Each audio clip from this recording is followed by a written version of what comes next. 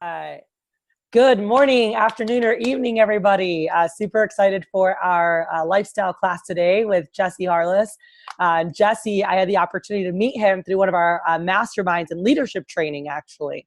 And he is someone that really has just absolutely blown me away as I watched him over the past year and a half, and just seeing his accelerated growth. And the first thing started with his book that came out, Smash Your Comfort Zone, which we'll talk about. But Jesse is an author, he's a trainer, he's a life coach, a group empowerment facilitator, motivational speaker, and he actually just launched out this past year, Entrepreneurs in Recovery, which has been just so freaking beautiful to watch, and just helping people.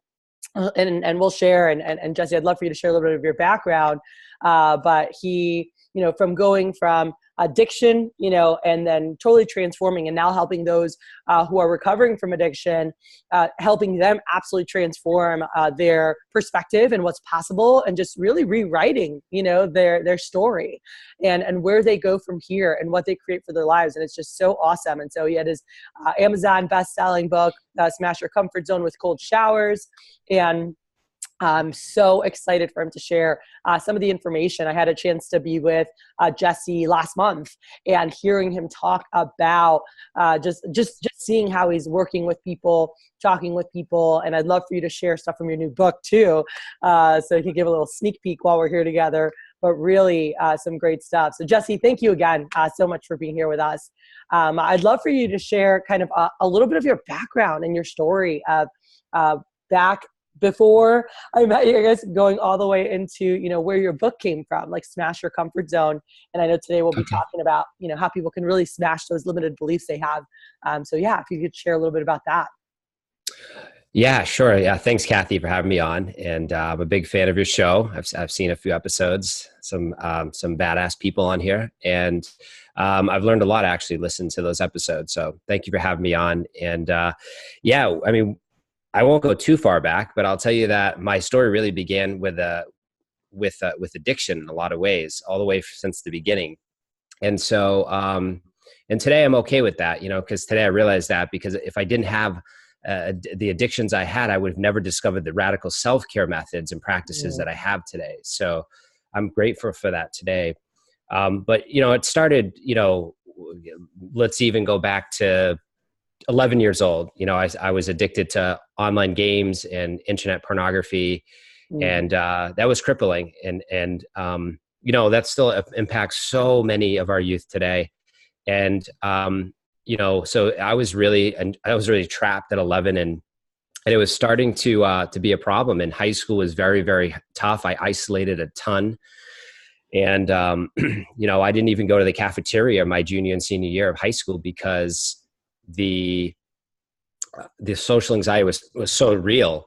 It was so powerful and so overwhelming and physical and mental, and that I couldn't even go to the cafeteria. So by the time I went to school, which when I mean school, I mean college, by the time I got there, I shouldn't even went. I barely graduated high school. There was an intervention in high school because I was late so many times. I just didn't want to show up to life. And so when I got to school, I found alcohol and drugs. And it's not like that I didn't try those before, but when I got there, I felt so kind of isolated in some ways, even though I was around people, that I really turned to those more than the people around me. And, I flunked out of college. And then when I flunked out of school, it was only a matter of time before another event would happen, which was, my father passed away, but this man left at 5 years old and never returned. But at 5 years old, you're so prone to abandonment. You're very sensitive to abandonment. So actually losing a father completely at 5 just was what I found later on was that was like trauma. It was early trauma. And so when he died and when I was 20, for some reason it triggered this trauma that I had buried, this pain. And so when he passed away, I ended up just going on a tear. I got into much harder drugs, heroin, cocaine, Oxycontin, and it just got out of control. So from about 20 to 22, I was down a really slippery slope. But the interesting part is I was able to hold a job, and I was able to hide it, for the most part until at 22, when I escaped to Florida to help my addiction, which is probably the worst place you can go in 2005 to escape an addiction to Yeah. synthetic opioids and Oxycontin. It's like Right. so anyways, I was down there, and the addiction I saw that the toll this was taking on my life, and I had a near-death experience, which brought me back to New Hampshire. And a few weeks later, I was arrested, and it was a pretty serious arrest. It was, agents, and it was federal felonies I was facing, and my life changed instantly in a moment, and yeah, after that first 30 days of let's say my recovery, my sobriety was really like epic stress. But I also decided, like, intuitively, like, I have a chance. It was like I woke up. It was like a big crash, a huge wave hitting me. And what happened was I started to journal every single day. I found a mentor right away. I was so grateful to find a mentor. It was actually a pastor. And he, in the beginning, they didn't know if I was going to be suicidal. I didn't go to treatment. I didn't have rehab. I didn't go to drug court. It was like, your prescription is, you're going to see your licensed drug and alcohol therapist, and you're going to go work full time. Because I was entrepreneurial always. I was like, I'm going to work hard. And not that that's entrepreneurial, but I had that spirit of just working hard pays off. And so I got a job right away, and it was actually right before I got arrested. It's really a lot of synchronicity here, but I started to journal every day. So right away, 22, coming off of a serious habit to cocaine and synthetic opioids like Oxycontin and whatnot, and alcohol. Right away, I started to journal. I started to do affirmations. I started to read spiritual texts. I would memorize scripture, verses, and I would just say them over and over because I had panic attacks. Yeah. My panic attacks would feel like an outer body experience. Like, I'd literally blank out, and my hands would be soaked in sweat. I'd be soaked in sweat. And, it happened almost daily. So I started to combat it with positive affirmations, which no one told me to do that. It just was like something I had to try. And so I had a mentor, I had journal, I started doing affirmations. And Jesse, I want to ask you something real quick, because there are so many people that, are in this point. So you deal with trauma, right? You had trauma re-triggered, right, from the past that comes up. You get into super hardcore drugs, have a near-death experience. How the hell do you go from that to let me journal and do positive affirmations? So yeah. Where did your mind say I have a chance versus I'm fucked and this is just over, right? Like where was that shift? Because I think that's really powerful, where someone could say, man, how did you know you had a chance? Yeah, the only thing I can tell you is that on 12/22/2005, I was arraigned in a federal court. When I walked into court, so what happens is I had to be arrested again. And so they arrest you and they bring you to the federal court. And so that's in the morning. And so what they do is they put you in a cell below the courtroom, and they handcuff before they put you into the court, they handcuff your wrists and they handcuff your ankles. And so I was in this cell for I felt like I must have been there 6 hours before they brought me up to the court. And when they finally brought me in, I had a court appointed lawyer. I met 5 minutes before the biggest case of my life. And when I walked into the courtroom, chained here and chained to my ankles, and I looked to my right, my family was on to the right. So my mom, my brother, and his wife, and they were bawling their eyes out. And I realized at that moment, oh my God, I ruined my whole life with drugs and alcohol. I literally ruined my whole life in a few years. And so it really hit me hard being chained and coming in and hearing the judge. I was like, oh my God, I'm facing 7 years in federal prison. My whole life is going to be over. And so instead of taking that and getting depressed, I took that and I went inwards, and I tapped into an inner resource that I said, you know what, I can make this happen no matter what. I don't know why I had that in me to do that. Yeah. I believe we all have it though. Mm-hmm. Was there anyone, so you mentioned your mentor came later, or were there people? The mentor came right away. Okay. Yeah. Because the mentor, see, what happened is before I went to dive into deeper addiction, I had met this man. And he had a sixth sense, an intuitive feeling when he met me that something was wrong. And then when I left into it, so he was right. So when I came back, my mother, using her motherly instinct, says, we got to find that person, that pastor that had that sense. And we went back and we saw him. And so I would meet with him weekly, He would give me his time for free, and I would meet and we would just talk about life. And so that was like critical, right? I mean, huge. So that meeting a drug and alcohol counselor, and then also working full time, like I dove right in. So like, despite having panic attacks, massive anxiety, probably withdrawals, a lot of different things happening, I was able to somehow just really tap into an inner resource, that was, it was there. We all have it. And so, I'm a big intuition guy, and that's huge today for me. It was huge even when I was out using my drugs and alcohol, but today more than ever, I tap into that. And that's, the radical self-care helps to do that. Meditation, yoga, that type of stuff, and more. But I don't know exactly the answer to that, other than just, I had a reality check, to say the least. And I had to change everything but my name. That's really the short and sweet. Yeah. So cold showers, tell us where this came into play. Yeah. So cold showers. So 10 years later, so I'm 10 years into recovery. Life is great. Like at this point, I didn't go to prison. I ended up going back to college. I finished my undergrad degree in psychology. I got my master's in counseling. I was on fire. You could say I had a great job. Oh, so many things were happening. I bought my first home. I'd accomplished so many great things. But at 10 years, I still had that one thing, the social anxiety. It was still there.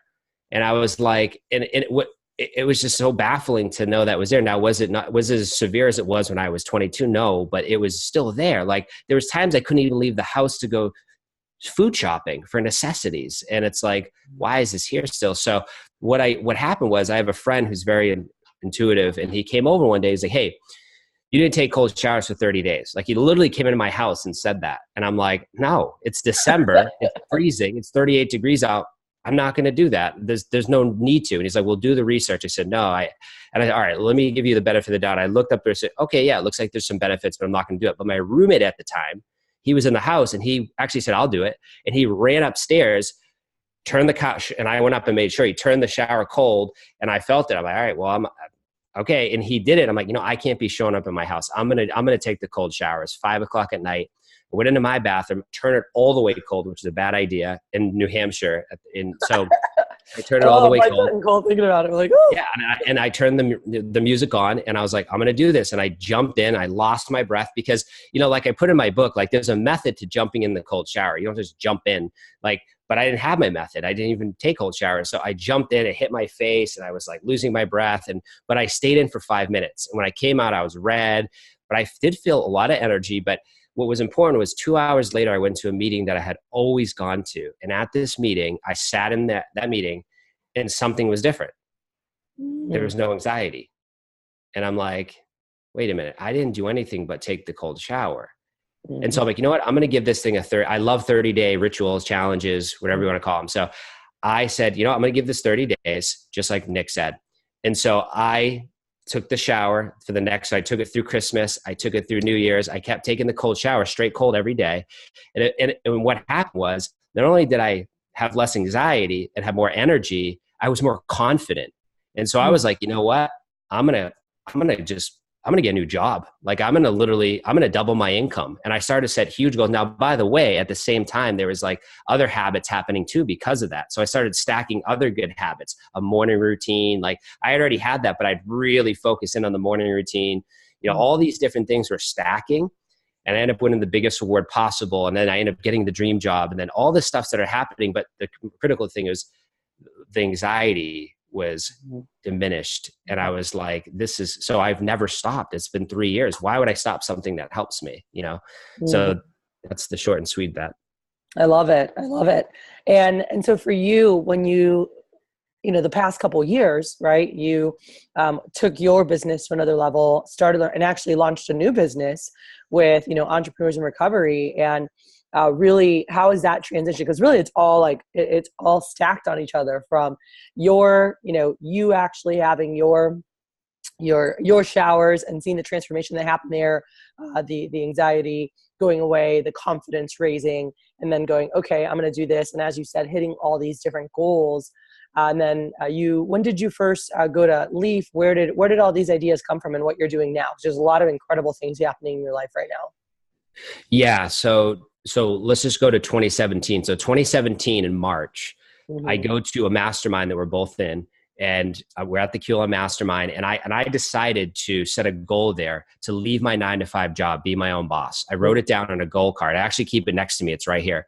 So I always leave this next to me because it's a reminder of where I've come from. And so I wrote a goal to leave my job by August 30th, 2017. I wrote the goal, had no idea how I'd do it. I was in a 9 to 5 job corporate career that would look like I was going to stay there for 20 to 40 years. It was a great job. But being around entrepreneurs enough, I was like, there's something about entrepreneurs. There's something about self-determination. There's something about betting on yourself that I love instead of, doing this for someone else. And so I set the goal, didn't know what it meant. And a month later, the name came to me, Entrepreneurs in Recovery. So now it's about April, and this name, Entrepreneurs in Recovery, came to me after meditation. That's why I can't stress meditation enough. And I was like, okay, that's the name of it. What would I do in this? And I mind mapped the business. So I said, okay, it's going to be life coaching because I need revenue to start. Even though I'm not a life coach and I don't have any certifications, I'm going to do that. And then it's going to maybe be a podcast. It's going to be a book. It's going to be, like the whole platform. And so speed it up a couple months. I'm like, I don't know how I'm going to leave my job in August yet. Like, I don't have the money. My best friend says, why don't you sell your house? And I'm like, the house that I worked all of my recovery to get, and like the dream house. And he's like, yeah, like, if you're serious, you'll sell your house and downgrade. And I said, well, I'm serious. Put my house on the market, sells in 3 days. And I knew at that point I'm all in. So August 25th, I left my job. I left the job that I was in 13 years, job, my whole recovery. And I left it. I went to start Entrepreneurs Recovery. And then this LEAF method, this LEAF training, Brother James, who we know, he basically was telling me for the whole year to talk to John Berghoff about the LEAF. And I said, no, why would I do that? I'm going to be a life coach. I'm helping people in addiction recovery. Why would I do that? And he's like, you should talk to him. And so in September, I finally talked to him. And a month later, I came to LEAF in October because I was sold. And that changed everything. As soon as I went to LEAF, instead of like just doing the life coaching, I was like, you know what? I'm going to facilitate groups at treatment centers and sober living homes. And I'm going to empower them with entrepreneurial ideas and personal growth and development and mindfulness and take them through these choreographed conversations. And I started doing that. And that really led up to where I am today with the work I'm doing with Entrepreneurs Recovery, the workshops, facilitation, training. Yeah. I mean, when we spoke last month, I loved when you were talking about embrace your fears and how you broke that down. I don't know if you're willing to share that real quick, and we'll wrap up here. But I remember hearing you talk about that, and I said, that is so beautiful, and really, really walking through that process, because it's what you've done. It's what you did. It's what you're coaching people to do. And I think it's really incredible. Yeah, and the cold showers being part of, your process with embracing your fears. I think it was the E that was like exercise your mind and body. But like, I was just fascinated listening to you talk about that. So I'd love for you to share that. Yeah. It's funny how the cold showers have been a catalyst for all of this, really. So Fears is a book I'm going to be writing. It's called Embrace Your Fears, and Fears is the acronym, and Fears stands for. So this is for any of the listeners. You could actually do this yourself. Apply it today. So when will my book come out? I don't know yet, but this year at some point. But the acronym is this. So Fears is F is focus on your recovery. Okay. Focus on your recovery. If you put something in front of your recovery, you lose it. So don't put anything in front of the recovery. Your recovery doesn't have to be from drugs and alcohol. It could be recovery from maybe some type of other things that you're into. It could be focusing on your purpose. Maybe you have a mission, but put it first. Don't put anything in front of it. So when it comes to addiction recovery, though, focus on your recovery first. Put that first. So that's the focus. Get really focused. And then there's ways to break that down, but that's the high level. Focus on your recovery. E is actually elevate your mind. So I think I changed it since the last time we talked. It's elevate your mind. So elevate your mind every day. Read a book. Read 5 pages a day. I guarantee you, everyone on this who's listening to this has time to read 5 pages a day. So elevate your mind with reading, with affirmations, with visualization, practice visualization, learn how to do that, so elevate your mind every day, listen to podcasts, listen to this podcast. A is appreciation. So appreciate your strengths. We all have strengths. Some believe they're God-given. Some believe they've developed. Appreciate your strength. Appreciate the people who support your recovery. Show appreciation, show gratitude, write 3 things you're grateful for every single day, and write 2 things that you appreciate about yourself every day. So appreciation, show appreciation. And then R is reflect or reflection. Reflect on your goals. Every day, reflect on your goals. You should have your goals printed out and you should be looking at them every day. Reflect on your goals and also reflect on your day. At the end of the day or even in the morning, journal. I've been journaling for 13 years straight, and I can tell you it's one of the greatest gifts that someone ever shared with me was to journal. And so reflect on your day, journal every day. And then S is finally self-care. Self-care is the key. So self-care, start doing meditation 5 minutes a day. Practice deep breathing. Breathe in for 7, let it out for 11. You hear that one? Do yoga. Try yoga. Do stretches. You can watch Adrienne, on yoga on YouTube. I love her. Free, right? So try yoga. But again, what else is in self-care to me? Cold showers, cold water, the power of cold water, the power of breathing. That has snapped my comfort zone. If there's a fear I will literally go, all right. And then I take a cold shower, come out and say, let's tackle the fear. I literally use it as a tool. And so that's the fears method, formula, ritual, routine. Here you go. Fantastic. By the way, for somebody who hasn't gotten to read your book yet, I'd say go out there and read it. Would you be willing to share real quick the formula as to how to go into a cold shower, the process that you take to go in there and not just be like, ah! Yeah, because a lot of people are like, well, I'm not going to do the cold shower. But what they don't get is they already do it. I guarantee you a lot of the listeners are already doing a warm shower and they end it cold. And that's a cold shower. You can do that. That works. And actually, there is positive benefits to that. And if you read my book, you'll find out that even taking the James Bond shower, they call it, which is taking a hot shower and entering cold, works. But if you're going to take a straight cold shower, there is a ritual that I do. So what I do is I turn the shower. So sometimes I do even more than this, but let's say I'm short for time. I turn the water cold, right? So I know the water behind me is cold. I get it. Yep. The mind chatter's happening. Oh, I'm going to get sick. Don't do that. But that's your mind talking you out of your dreams. That's your mind talking you out of everything you want to do in life. So, and it's going to talk you out of a cold shower. So I turn it cold. And then what I do is I actually will say an affirmation in front of the mirror. So I have an affirmation, I say an affirmation to myself. I have written out a big one.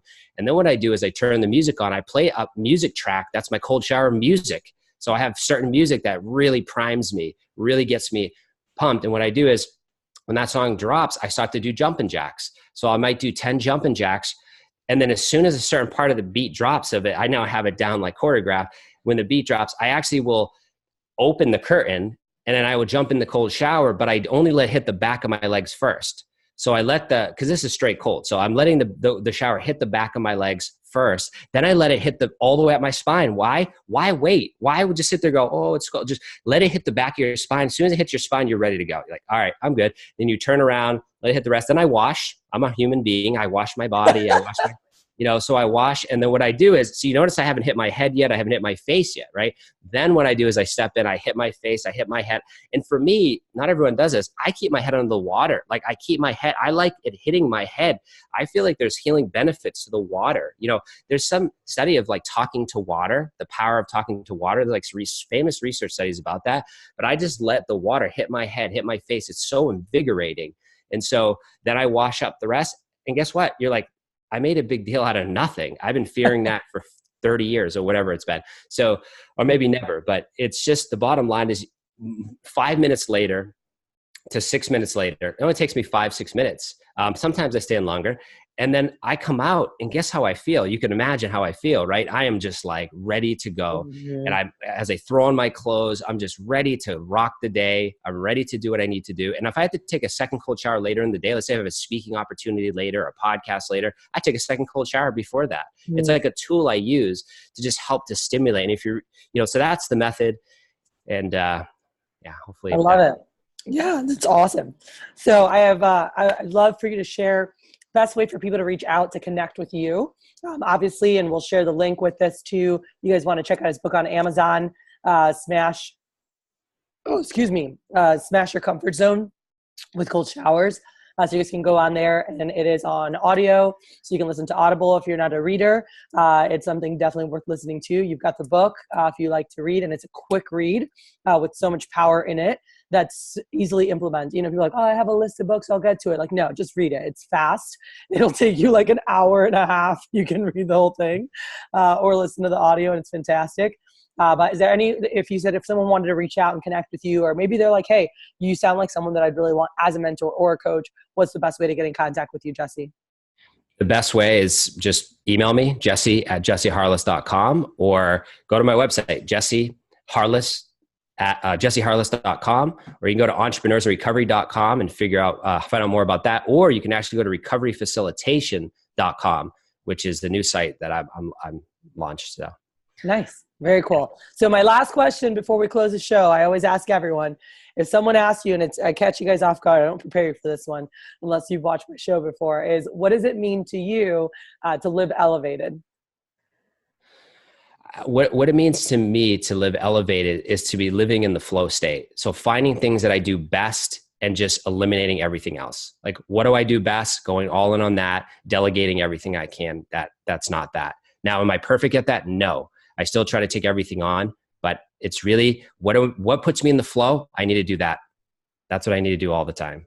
I love it. As much as I can. I love it. And that's so huge for anyone listening, because it really is being intentional about where your energy is going.